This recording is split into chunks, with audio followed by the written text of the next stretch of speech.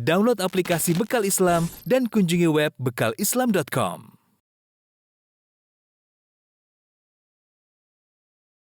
Assalamualaikum warahmatullahi wabarakatuh. Alhamdulillahi ala ihsani wa syukru lahu ala taufiqi wa amtinani. Asyhadu an la ilaha illallah wahdahu la syarika lahu ta'ziman li sya'ni wa asyhadu anna Muhammadan abduhu wa rasuluhu da'ali ridwani. Allahumma salli alaihi wa ala alihi wa ashabihi wa ikhwani. Para mirsa yang dirahmati oleh Subhanahu wa taala, tentunya di bulan Ramadan adalah Syahrul Quran, bulan Al-Quran. Bulan yang dimana kita berusaha untuk bermudarasah, yaitu belajar Al-Quran. Sebagaimana Jibril datang setiap bulan Ramadan, ya, kemudian mengajari Al-Quran kepada Nabi Muhammad SAW. Dan kita tahu Al-Quran bukan sekedar dibaca, bacaan itu hanyalah sekedar sarana, tapi yang paling penting adalah kita tadabbur. Afala yatadabbarun al-Quran? Apakah mereka tidak mentadabburi Al-Quran? Sebagaimana perkataan Ibnu Qayyim, qira'atu ayatin wahidatin bitafakkurin wa tadabburin khairun min khatmah bi ghairi tadabburin wala tafahumin. Baca satu ayat aja tapi dengan paham lebih baik daripada khatam Quran namun tidak memahami apa yang dia baca, ya. Karenanya Ibnu Mas'ud mengatakan la tanzuru nasra ramal. Jangan kalian baca Al-Quran dengan cepat seperti menaburkan pasir, ya. Kifu inda ajaibihi, tapi berhentilah tatkala ada keajaiban Al-Quran. Harriku qulubakum, gerakkanlah hati kalian, berusaha dalam memahami Al-Quran sehingga kita bisa memahami kandungannya. Karena tujuan Al-Quran untuk dipahami, ya. Inna ja'alnahu Qur'anan Arabiyyan la'allakum ta'qilun. Inna anzalnahu Qur'anan Arabiyyan la'allakum ta'qilun. Kami jadikan Al-Quran bahasa Arab agar kalian bisa memahami. Taib, kita akan lanjutkan bahasan kita dari tafsir surat Toha, masih dalam kisah Nabi Musa alaihissalam, dan insyaallah pada kesempatan kali ini kita akan bahas 1, 2, 3, 4, 5, 6 ayat, ya, dari ayat 77 sampai ayat 82 insyaallah taala. Semoga waktu cukup. Saya akan berusaha menjelaskan secara singkat tentang maksud ayat ini. Perhatikan di sini ayat sebelumnya kisah tentang duel antara Nabi Musa alaihissalam dengan para penyihir, yang akhirnya para penyihir tersebut masuk Islam, kemudian mereka akhirnya disiksa oleh Fir'aun, dipotong dengan tangan kanan kaki kiri atau tangan kiri kaki kanan. Kemudian wala usallibannakum, kemudian mereka disalib oleh Fir'aun, akhirnya mereka meninggal mati syahid. Setelah itu Allah lanjutkan firman-Nya, kata Allah, wala qad auhayna, sungguh kami telah mewahyukan kepada Musa. Wala qad auhayna ila Musa. Di sini Allah mengubah uslub, metodenya. Allah tidak seakan-akan kalimat baru, makanya Allah menggunakan wala qad, sungguh kami telah mewahyukan kepada Nabi Musa. Kenapa? Karena antara kisah meninggalnya para penyihir Fir'aun dengan kisah ini, Nabi Musa disuruh untuk membawa hamba Bani Israel keluar dari Mesir, ada perjalanan panjang yang Allah tidak sebutkan dalam surat Toha, tapi Allah sebutkan dalam surat-surat yang lain. Yaitu setelah Nabi Musa alaihissalam menang dalam duel dengan para penyihir, Nabi Musa masih tinggal di Mesir bertahun-tahun, terus mendakwahi Fir'aun. Di situ Allah berikan mukjizat banyak, sampai 9 mukjizat.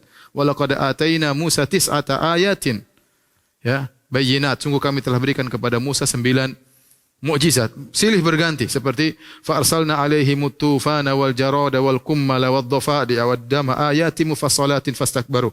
Kami kirimkan tufan, banjir, kami kirimkan jarad, belalang yang menghancurkan makanan tumbuhan mereka. Kemudian kummal, kami kirimkan kutu yang begitu banyak, di mana-mana ada kutu. Kemudian wad dhafadi, kami kirimkan katak, di mana-mana ada katak. Wad dama, dan kami kirimkan darah. Apa maksudnya ini? Maksudnya ini akan dibahas dalam surat Al-A'raf, tapi saya jelaskan secara singkat, yaitu karena Fir'aun membangkang, maka Allah kirimkan banjir. Banjir tersebut melanda Mesir, tapi tidak melanda perkampungan Bani Israel. Jadi Bani Israel tinggal di suatu perkampungan di areal Mesir, tapi mereka punya perkampungan sendiri. Tatkala Allah kirimkan banjir, banjir tersebut hanya masuk ke areal suku Akbat, pengikutnya Fir'aun. Adapun suku Bani Israel selamat dari tufan tersebut. Akhirnya mereka berdoa, ya, mereka mengatakan, wahai Musa, berdoalah kepada Tuhanmu agar menghilangkan tufan ini. Akhirnya Nabi Musa berdoa, kata mereka, kami akan sadar. Ternyata mereka tidak sadar. Kemudian Allah kirimkan lagi wal jarad. Mereka bilang setelah terjadi tufan, banyak banjir, ternyata ada berkahnya. Itu tumbuhan menjadi subur. Karena tanah menjadi gembur, menjadi subur. Tumbuh-tumbuhan mereka yang banyak. Mereka sombong lagi, angkuh lagi. Allah kirim lagi al-jarad. Yaitu Allah kirim belalang menghabisi semua tumbuhan mereka yang mereka tanam. Adapun tumbuhan Bani Israel tidak. Akhirnya mereka mengatakan, ya Musa, berdoalah kepada Tuhanmu. Ya, agar menghilangkan ini semua. Maka Nabi Musa berdoa. Ternyata mereka tidak beriman. Kemudian setelah itu Allah kirim al-kummal, di mana-mana ada kutu. Mereka duduk ada kutu, mereka tidur ada kutu, kutu berjalan di tubuh mereka dan mereka sangat terganggu. Akhirnya mereka bilang, "Ya Musa, berdoalah kepada Tuhanmu, kami akan beriman dan kami akan melepaskan Bani Israel kalau kutu-kutu ini hilang." Nabi Musa berdoa, dihilangkan semua kutu-kutu. Ternyata mereka kufur lagi. Ya, mereka ternyata masih bersikeras dan akhirnya Allah kirim Dofade. Dofade itu katak, di mana-mana katak. Duduk sini katak, sana katak, sini katak, sampai disebutkan mereka kalau buka mulut sedikit katak langsung masuk. Jadi mereka enggak kalau ngomong begini. Karena kalau buka katak langsung masuk. Saking banyaknya katak, akhirnya mereka bilang, "Oh Musa, berdoalah kepada Tuhanmu agar hilang semua." Nabi Musa berdoa, katak semua hilang, ternyata mereka tidak beriman. Terakhir Allah kirim dam, wad-dama. Semua air mereka jadi darah. Mereka ke sungai, sungai Nil jadi darah. Mereka ke sumur, sumur diambil air jadi darah. Tetapi sumur-sumur Bani Israel tidak ada darahnya. Tidak ada darahnya. Akhirnya mereka pergi minta air dari penghuni Bani Israel. Mereka minta air, airnya jernih. Begitu bawa pulang sampai rumah jadi darah lagi. Akhirnya terus silih berganti mereka tidak beriman dan akhirnya mereka jengkel dan mereka hendak membasmi Bani Israel. Tatkala mereka hendak Bani Israel, barulah Allah wahyukan kepada Nabi Musa. Kita lanjut pada ayat ini, kata Allah, "Wa laqad auhayna." Sungguh kami telah mewahyukan, ini fi'il madhi, ya, laqad berarti sungguh. Dan sungguh kami telah mewahyukan kepada Musa. Apa yang kami wahyukan? An asri bi ibadi. Pergilah bersama hamba-hambaku. Hamba-hambaku bi ibadi maksudnya Bani Israel. Bani Israel.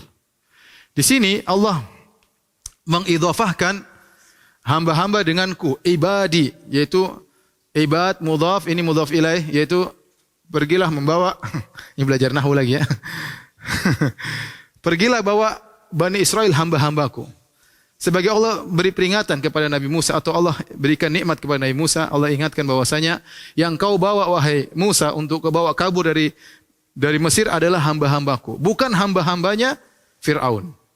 Karena Fir'aun ista'badahum. Ya, Fir'aun memperbudak Bani Israel. Tapi Allah mengatakan mereka adalah hamba-hambaku.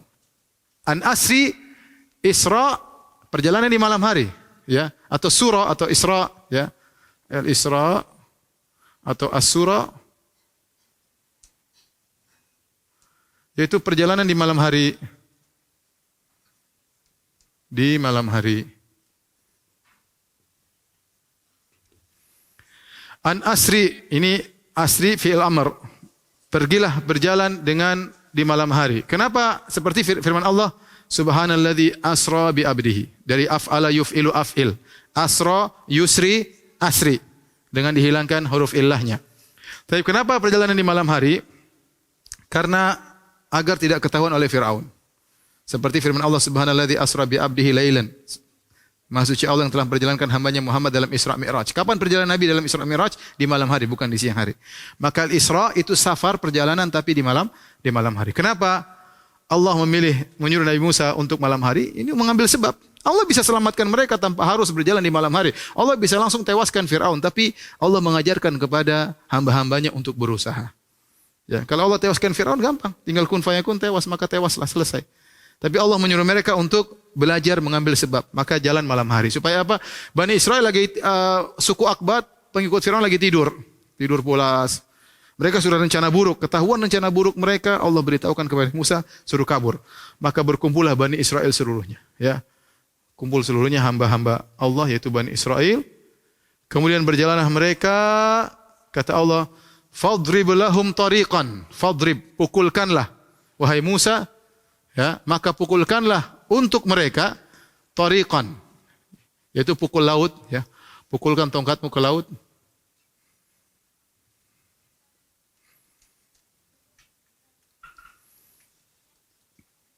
Maka untuk siapa? Untuk Bani Israel.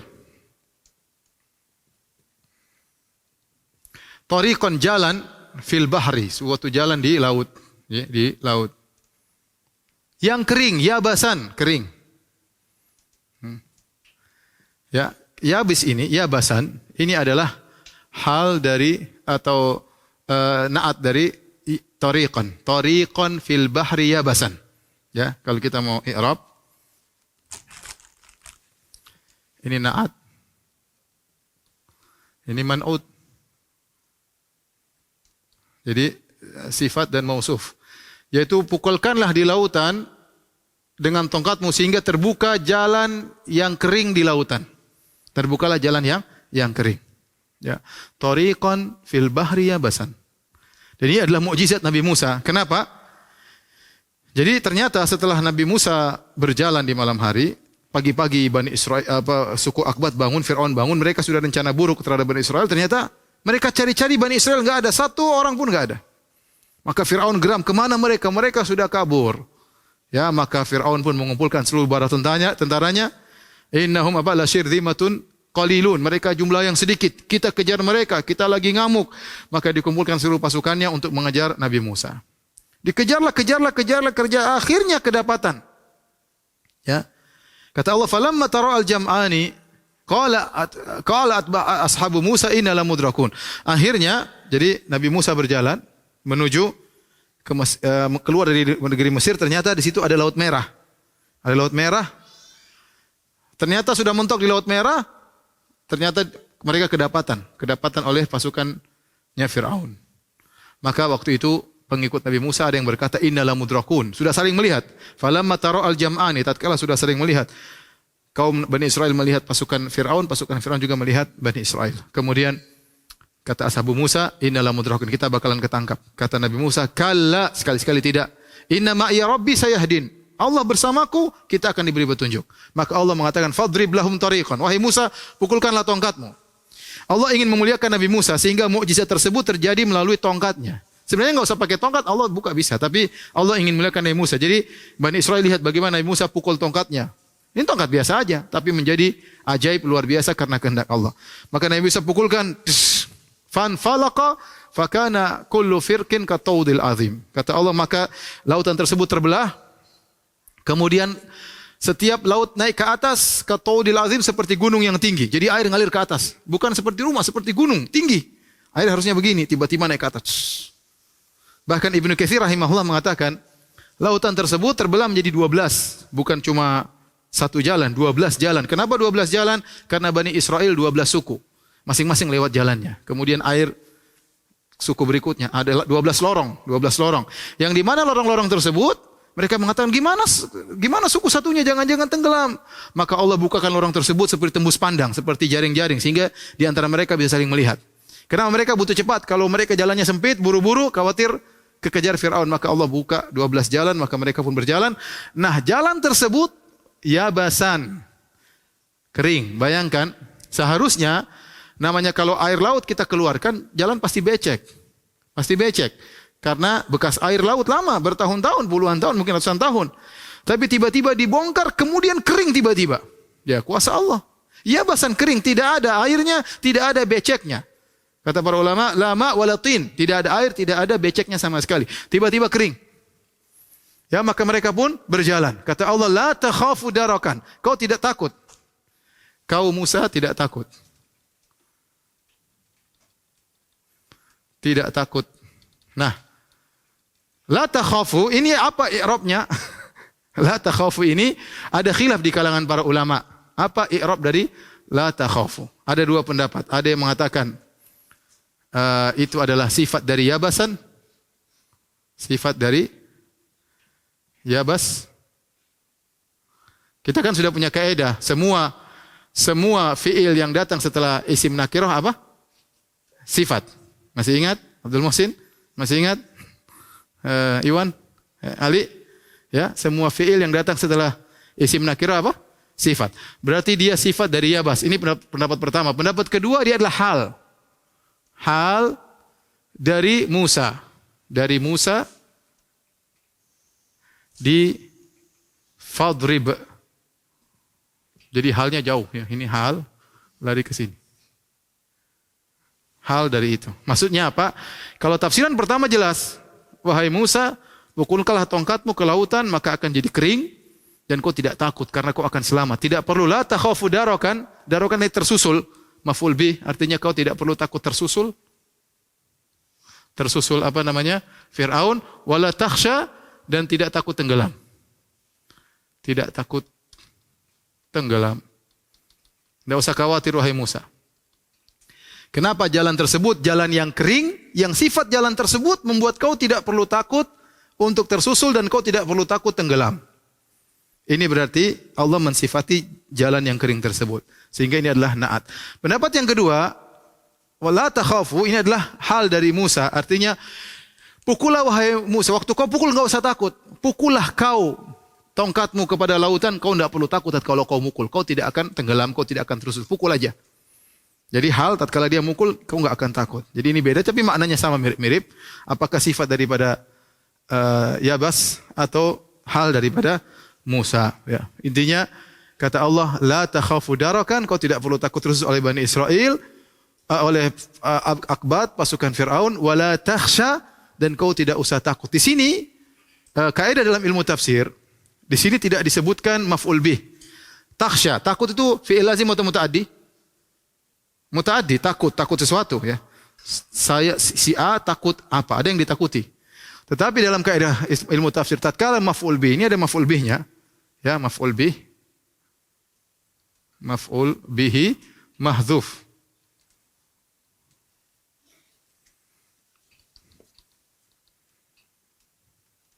Maf'ul bih mahdzuf ini dihapus, ini yufidul umum.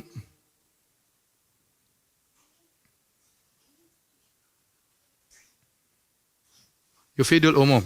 Ini contoh seperti dalam firman Allah Subhanahu wa taala, Innal abrara lafi na'im 'alal araiki yanzurun ta'rifu 'alal araiki yanzurun. Sungguhnya penghuni surga, orang-orang baik dalam kondisi nyaman di surga, 'alal araiki, di atas dipan-dipan mereka, yanzurun, mereka sedang memandang, yang buat mereka bahagia. Apa yang mereka pandang tidak disebutkan. Tapi kata para ulama ini menunjukkan umum, mereka memandang apa saja mereka bahagia di surga. Enggak, di surga enggak ada pandangan yang buat mereka sedih. Kenapa? Karena Allah mengumumkan, kata Allah, alal araiki yanzurun. Mereka berada di atas dipan-dipan memandang yang buat mereka bahagia. Pandangan apa? Semua yang mereka pandang bikin bahagia. Nah, demikian juga ini kata para ulama, wala takhsha, dan kau tidak perlu takut wahai Musa. Tidak perlu takut apa? Allah tidak sebutkan. Yaitu tidak perlu takut sama sekali. Di antara yang perlu mereka takutkan biasanya tenggelam atau takut kedapatan.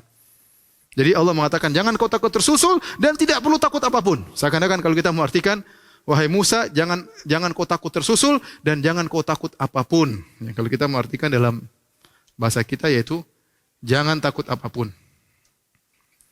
Karena maf'ul bihnya dihapus, jadi dia memberikan faedah keumuman. Ini kaidah dalam tafsir. Taib. Allah mengatakan apa? Fa'atba'ahum fir'auni bijunudihi. Fir'aun akhirnya tiba. Waktu Fir'aun tiba, Fir'aun melihat lautan sudah terbuka. Dan Fir'aun melihat Bani Israel sudah jalan. Jalan di lautan, sudah mau sampai, Fir'aun bingung. Ini gimana ini? Dia tahu Musa itu nabi. Dia tahu ini mukjizat dari Tuhan, dia tahu. Dan Allah sudah bilang, ya, wajahadu biha wastaiqanatha anfusuhum. Mereka menolak ayat-ayat Allah padahal mereka yakin. Bahkan Nabi Musa pernah berkata kepada Fir'aun, laqad alimta ma anzala haula illa rabbus samawati wal ardi basair. Wahai Musa, kau tahu tidak ada yang menurunkan ini kecuali Allah Subhanahu wa taala. Wahai Fir'aun, kau tahu tidak ada yang menurunkan ini kecuali Allah Subhanahu wa taala. Jadi Fir'aun tahu ada Allah Subhanahu wa taala. Tetapi kata Ibnu Katsir, waktu Fir'aun sudah berada di depan lautan terbuka, dia bingung, dia mau mundur, dia enggak enak sama kaumnya. Dia jaim ya. Masa saya mundur? Akhirnya fatajallada. Maka dengan terpaksa dia pura-pura jagoan. Maka dia masuk di tengah lautan. Waktu masuk tengah lautan, lautnya masih terbuka. Waktu itu Nabi Musa mau pukul, kata Allah, fatrukil bahra rahwan. Ya, watrukil bahra rahwan. Biarkan laut terbuka. Innahum apa? Jundun mugrakun. Jangan pukul dulu Musa. Musa mau pukul, kata Allah jangan dulu. Biar kebuka dulu. Kalau Nabi Musa pukul, laut tertutup, Fir'aun tidak tenggelam. Kata Allah, watrukil bahra rahwan. Biarkan lautan terbuka. Akhirnya Fir'aun masuk di tengah lautan.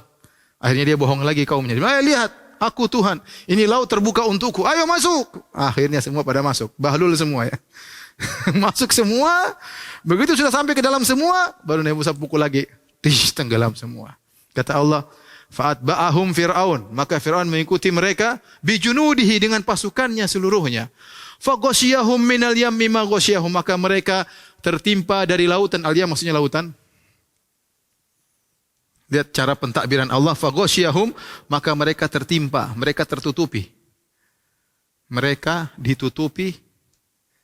Diliputi. Ghasyiyah itu diliputi. Diliputi dari lautan. Apa yang meliputi mereka? Apa yang meliputi mereka? Ini salah satu uslub dalam Al-Quran untuk menunjukkan tahwil atau tafkhim, menunjukkan kehebatan luar biasa yang menimpa mereka. Jadi Allah mengatakan mereka tertimpa lautan, tapi Allah tidak jelaskan. Sudah enggak perlu dijelaskan, artinya lautan tersebut sangat dahsyat. Maka Allah mengatakan mereka ditimpa dengan apa yang menimpa mereka. Ibham. Mereka ditimpa dengan apa yang menimpa mereka. Ini cara untuk menunjukkan itu sangat dahsyat. Ya, sama seperti ketika Allah berfirman dalam surat An-Najm, kata Allah Subhanahu wa taala, wal mu'tafikata ahwa. Dan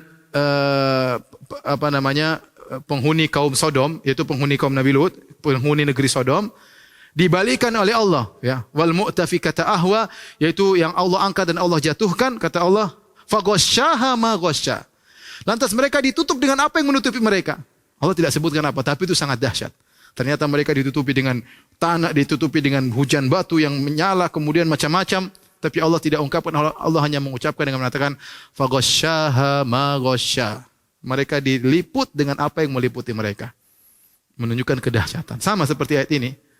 Faghashiyahum minal yammi ma ghashiyahum. Lautan menutup mereka, apa yang menutupi mereka.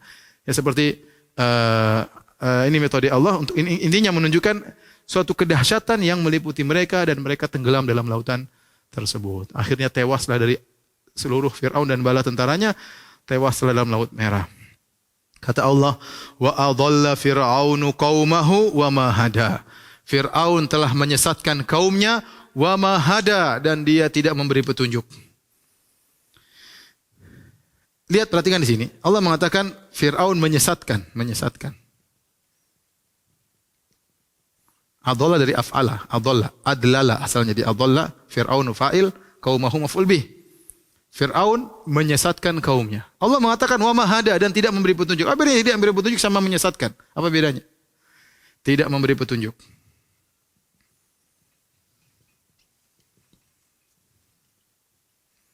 Tidak memberi petunjuk. Apa bedanya tidak memberi petunjuk sama menyesatkan? Para ulama mengatakan tidak memberi petunjuk lebih umum daripada menyesatkan. Ya. Tidak memberi petunjuk bisa menyesatkan, bisa juga tanpa menyesatkan. Sehingga ini adalah ataf al-am alal khas, istilah para ahli tafsir. Namun timbul pertanyaan, kenapa Allah datangkan wa ma hada? Fir'aun tidak memberi petunjuk kepada kaumnya. Untuk membantah pengakuan Fir'aun, karena selama ini Fir'aun dia menunjukkan kepada kaumnya seakan-akan dia beri hidayah. Dan Allah sebut dalam surat Ghafir, dia mengatakan, ya, zaruni aqtul Musa wal yad'u rabbah inni akhafu ayyubaddila dinakum aw ayyudhhira fil ardil fasad. Wahai kaumku, biarkan aku bunuh si Musa. Kenapa? Aku khawatir Musa ini merubah agama kita dan dia melakukan kerusakan di atas muka bumi. Saya ingin beri hidayah kepada kalian. Sampai dalam terakhir kata Fir'aun, wa ma ahdikum illa sabilar rasyad. Ini ceramahnya Fir'aun kepada pengikutnya. Dia mengatakan, wa ma ahdikum ma urikum illa ma ara wa ma ahdikum illa sabilar rasyad. Kata-kata yang indah diucapkan oleh Fir'aun. Kata Fir'aun, ma urikum illa ma ara. Apa yang aku sampaikan ini adalah pendapat menurutku, yakni ijtihadku. Wa ma ahdikum illa sabilar rasyad. Dan aku tidak beri petunjuk kepada kalian kecuali jalan yang lurus. Bayangkan Fir'aun mengatakan. Sehingga Fir'aun mengaku kepada anak buahnya, dia pemberi jalan yang lurus. Maka Allah bantah, kata Allah, wa ma hada, dia tidak memberi petunjuk. Tapi dia al-dhalla, menyesatkan. Kaumnya bahlul, akhirnya dibawa sedikit-sedikit disesatkan sampai tenggelam dalam laut merah. Semuanya kerjaan Fir'aun karena dia pandai ngomong yang sangat hebat sampai mengaku dia memberi hidayah. Kata Allah, wa ma hada. Selesailah kisah Fir'aun tenggelam di laut merah. Allah lanjutkan berikutnya. Ya Bani Israel. Allah sebutkan nikmat yang Allah berikan kepada Bani Israel. Wahai Bani Israel. Ada yang mengatakan ini maksudnya kepada orang Yahudi yang hidup di zaman Nabi, atau maksudnya Bani Israel tentang perkataan Allah kepada mereka di zaman Nabi Musa. Ada dua pendapat. Tapi intinya, tapi ini semua kisah tentang Bani Israel di zaman Nabi Musa. Kalau ini maksudnya khitabnya ditujukan kepada Bani Israel di zaman Nabi Muhammad SAW, maksudnya ingatlah nikmat yang pernah aku berikan kepada nenek moyang kalian yang hidup di zaman Nabi Musa. Wahai Bani Israel, ya, ya Bani Israel, ya harfun nida, Bani mudhaf ilaih, jadi mansub, ya Bani Israel. Israel la yansarif, makanya fathah. Qad anjaynakum min aduwikum, sungguh kami telah menyelamatkan kalian dari musuh kalian. Itu dari Fir'aun. Ingat nikmat, kalian diselamatkan setelah ratusan tahun kalian diperbudak oleh Fir'aun. Kalian dibunuh, anak-anak kalian dibasmi oleh Fir'aun. Kata Allah, qad anjaynakum. Sungguh kami telah menyelamatkan kalian dari musuh kalian. Dan itu hari yang sangat dahsyat. Terjadi pada 10 Muharram. Sampai Nabi Musa puasa. Fasawmahu Musa syukran lillah. Nabi Musa sampai puasa bersyukur kepada Allah. Itu hari yang sangat dahsyat di mana Allah menampakkan mujizat luar biasa dan Fir'aun dengan jumlah sangat banyak hancur di Laut Merah. Kemudian kata Allah, wa wa'adnakum janibat turil aiman. Dan kami telah memberikan mua'adah janji kepada kalian di sisi At-Tur, Jabal Tur, sebelah kanan Jabal Tur. Apa maksudnya? At-Tur secara bahasa Arab, At-Tur, Tur maksudnya apa? Pohon, gunung yang ada pohon-pohonnya. Secara bahasa Arab. Kalau tanpa pohon namanya jabal. Tanpa pohon namanya apa? Jabal. Tapi kalau jabal yang ada pohonnya, seperti kalau di Madinah, di Mekah, itu gunung-gunung nggak ada pohonnya. Batu keras begitu, gunung Uhud, gunung Saur, gunung macam nggak ada pohonnya. Beda kalau kita tur semua rata-rata apa? Ada pohonnya. Ya, gunung apa, gunung ini ya. Ya. Jadi maka di sini khilaf di kalangan para ulama. Apakah yang dimaksud dengan tur adalah Tur Sina yang di mana Nabi Musa pernah bertemu dengan Allah, berbicara dengan Allah, ataukah maksudnya tur yang lain? Tapi intinya tur adalah gunung yang berpohon-pohon. Ini juga nikmat Allah ingatkan, bukankah kami pernah memanggil Nabi Musa untuk kepentingan kalian? Jadi Allah pernah panggil Nabi Musa. Allah turunkan Taurat di situ. Jadi ada khilaf. Apa yang dimaksud bahwa adnakum? Siapa yang dipanggil oleh Allah? Ada yang mengatakan Nabi Musa dipanggil mewakili mereka. Ada yang mengatakan semuanya dipanggil. Bahwa adnakum. Kalian semua pernah saya panggil. Kemudian Nabi Musa maju kasih Taurat. Kemudian kalian menunggu. Ada yang mengatakan maksudnya Nabi Musa bersama puluhan orang yang dipilih oleh Nabi Musa. Jadi ada 3 pendapat. Yang mengatakan maksudnya yang datang di dalam perjanjian tersebut Nabi Musa sendiri. Atau Nabi Musa bersama orang-orang pilihan. Atau Bani Israel semuanya. Tetapi intinya, apakah pendapat pertama, kedua, atau ketiga? Maksudnya Nabi Musa menerima Taurat, mewakili mereka, kemudian menyampaikan Taurat kepada mereka. Dan ini nikmat yang luar biasa. Allah sebutkan Taurat adalah nikmat yang Allah pernah berikan kepada Nabi Musa untuk disampaikan kepada kalian. Nikmat kedua, nikmat Taurat. Nikmat pertama diselamatkan dari Fir'aun dan tentara. Yang ketiga, kata Allah, wa nazzalna 'alaikumul manna wassalwa, dan kami turunkan kepada kalian al-manna wassalwa. Apa itu al-man?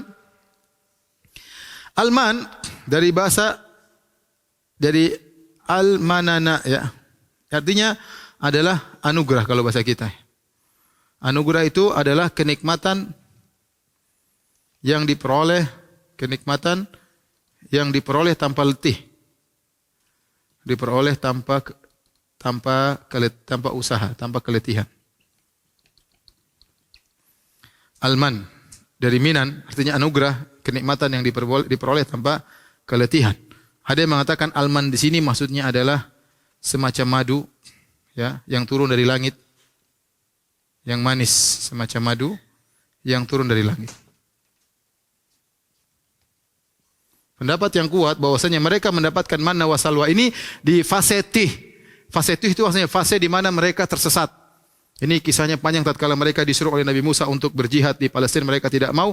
Akhirnya Allah membuat mereka tersesat selama 40 tahun. Mereka enggak tahu mau kemana, muter-muter di situ 40 tahun. Waktu itu mereka kelaparan, mereka ingin pergi ke Baitul Maqdis, selalu tersesat. Allah buat mereka tersesat selama 40 tahun. Situ Allah berikan mereka al-manna wa salwa. Al-manna tadi semacam madu yang manis, Allah turunkan di langit, kemudian nempel di pohon-pohon, tinggal mereka ambil, mereka makan. Ada yang mengatakan al-man sini kenikmatan yang banyak yang Allah berikan tanpa mereka usaha, turun langsung dari langit. As-salwa ini adalah yang pendapat yang kuat adalah burung, semacam burung puyuh, semacam burung puyuh turun dari langit, mereka tinggal panggang makan. Subhanallah, mereka dapat makanan langsung dari langit. Ini mukjizat luar biasa yang Allah berikan kepada Bani Israel. Termasuk kaum yang paling banyak melihat mukjizat adalah Bani Israel. Mereka lihat mukjizat Nabi Musa begitu banyak, mereka dilihat mukjizat luar biasa, tapi mereka paling bandel. Kaum yang paling sering lihat mukjizat, tapi paling bandel adalah Bani Israel. Sampai sekarang mereka paling bandel. Kata Allah, Kulu min thayyibati ma razaqnakum. Makanlah dari yang baik-baik yang kami berikan kepada kalian. Allah mengatakan thayyibat, ya. Karena mana dan salwa ini murni halal. Tidak ada campur tangan manusia. 100% halal. Kalau makanan yang ada di dunia belum tentu halal. Kita pasti ada keserempet sedikit-sedikit. Kata sebagian orang, saking sulitnya kita mencari makanan yang 100% halal, kalau mau cari halal, tak ada air langsung dari hujan. Itu yang halal murni. Kalau dari orang, belum tentu kerjaannya pasti nggak beres. Mungkin dia nipu. Masih ada sedikit-sedikit serempet. Mau tahu halal persis, tunggu dari hujan. Kalau kau tak ada pakai pakai misalnya panci, tada, itu juga belum tentu halal. Karena pancinya mungkin bermasalah. Jadi kalau mau halal persis, begini. Jadi, tapi intinya ini kata Allah, thayyibat. Ini benar-benar halal, manna salwa, enggak ada campuran tangan manusia. Jadi tidak usah ragu, makanlah. Ma razaqnakum.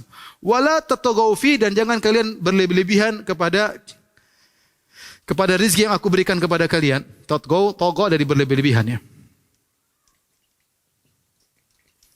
Wala tatagaw fi, jangan kalian. Apa maksudnya berlebih-lebihan? Ada 3 atau ada beberapa penafsiran. Apa yang dimaksud jangan berlebih-lebihan? Yang pertama, kalian tidak bersyukur. Lupa ibadah. Dapat nikmat banyak, lupa ibadah. Yang kedua, maknanya berlebih-lebihan, yaitu nikmat tersebut digunakan untuk maksiat. Untuk maksiat. Yang ketiga, maksudnya jangan berlebih-lebihan, itu kalian tidak menunaikan kewajiban harta.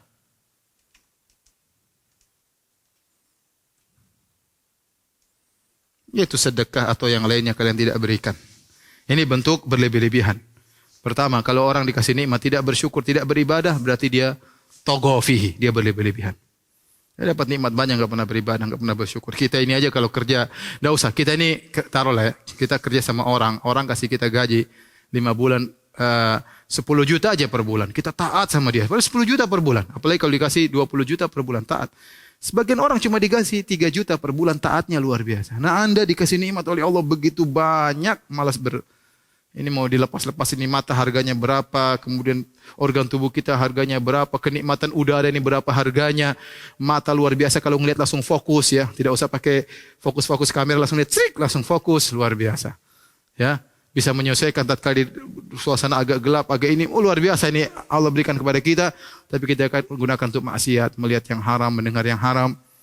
Ini diantara bentuk berlebih-lebihan kepada nikmat. Yang kedua, ini tadi, yang pertama tidak mau beribadah dengan ibadat nikmat tersebut, yang kedua digunakan untuk maksiat, ketiga tidak menunaikan hak daripada atau kewajiban harta tersebut. Kata Allah, fayahillu alaikum ghadabi. Kalau kalian berlebihan melampaui batas pada harta nikmat yang aku berikan kepada kalian, fayahillu alaikum ghadabi, maka kemarahanku akan menempati kalian. Ini fa'il, ya. Fayahillu alaikum ghadabi.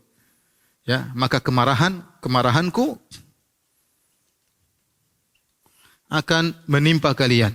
Kata Allah, "Wa may yahlil alaihi ghadabi faqad hawa." Barang siapa yang telah ditimpa dengan kemarahanku, ini majzum, wa man yahlil, majzum, wa man yahlil alaihi ghadabi, barang siapa yang ditimpa dengan kemarahanku faqad hawa, maka dia telah terjatuh, kata Allah Subhanahu wa taala. Apa maksudnya telah terjatuh? Itu terjatuh dalam kesesatan, terjatuh dalam kesengsaraan. Ada yang mengatakan di neraka kelak disiksa dengan suruh naik ke gunung kemudian dilempar ke bawah. Faqad hawa maksudnya disiksa di neraka dengan cara dilemparkan dari tempat yang atas. Kalau saya sudah pernah jelaskan, di neraka ada lembah, di neraka ada gunung.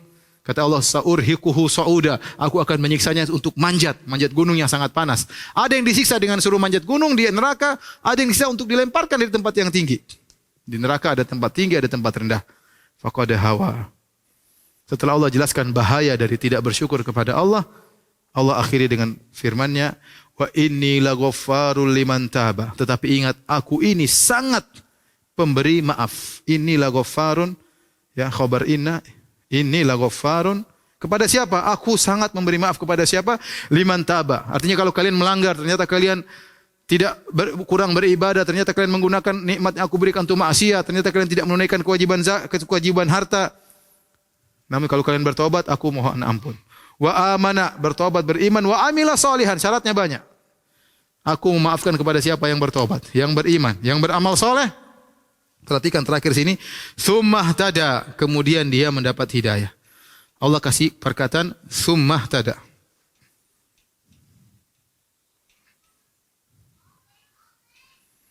Kata Allah, tsumma tada, kemudian. Kebanyakan para ulama menafsirkan ihtada dengan istiqamah.